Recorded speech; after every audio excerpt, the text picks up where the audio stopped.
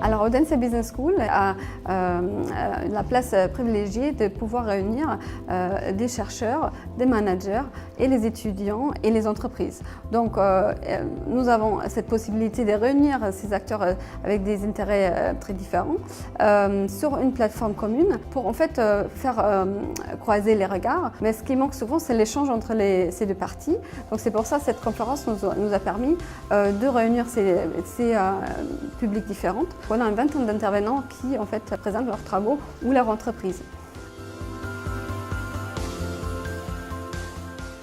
C'est une évidence, me semble-t-il, que la recherche est utile dans le domaine du sport pour plusieurs raisons. La première, c'est que le sport et les activités qui s'y rapportent, les activités économiques, se sont institutionnalisées. Et donc, cela signifie qu'un certain nombre de praticiens de la gestion du management aujourd'hui travaillent dans cet environnement-là, et ces praticiens, bien évidemment, ont besoin de techniques, de gestion, de méthodes de management qui sont utilisées dans d'autres domaines beaucoup plus classiques, et la recherche apporte une plus-value en termes notamment d'innovation et d'actualisation des pratiques.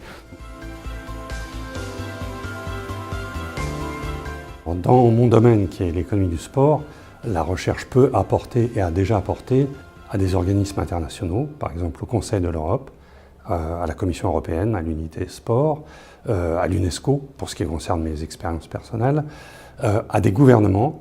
Et puis la troisième dimension est plus dans le secteur privé, les fédérations sportives, nationales ou internationales, et les ligues sportives sont intéressées par certains apports des économistes.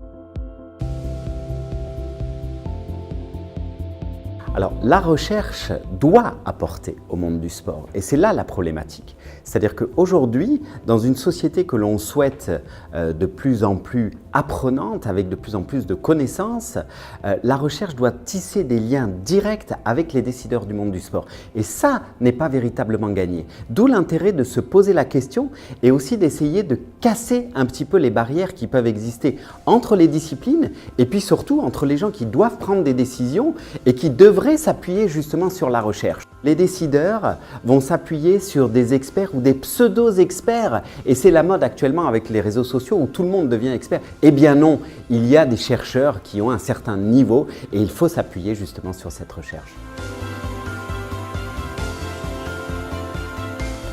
There are many studies in the world of business, in the world of management, that are based on quantitative data or on qualitative data. In sport, since it's a niche, I want to be a little bit extreme on this. I think a sport can be based on two main very different kind of research. The one is about big data. You know, sport can give us big data. That is much more complex than quantitative data. On the other side, we can have unique cases, like an athlete, or a club, or a brand, or an event. So I would like to use big data to describe something, and unique cases to inspire someone. So I think research in sport can describe, can inspire what managers and executives, politicians can do in the field of sport. Le chercheur est indépendant vis-à-vis de son champ de recherche. Et donc ça signifie que les conclusions qu'il peut émettre au terme de ses recherches ont un caractère objectif qui n'est pas jugé parti, et donc par rapport à ça, il a une grande liberté pour exprimer son opinion en fonction des résultats qu'il a obtenus dans le cadre de ses recherches.